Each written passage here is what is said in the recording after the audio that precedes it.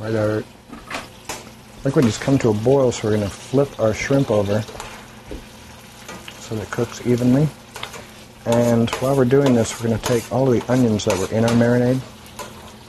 We're going to scoop them out because we've already cut these onions, and we want to use those for a crunchy flavor and texture.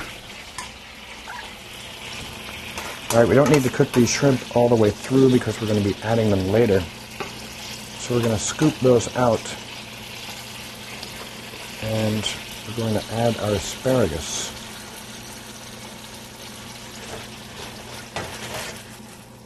Alright, we're going to turn to coat them.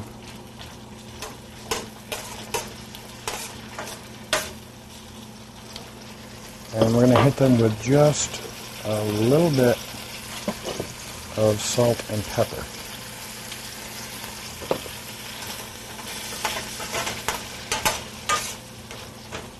And then we're going to fry them up. We're going to try and make sure that they don't sit on top of one another,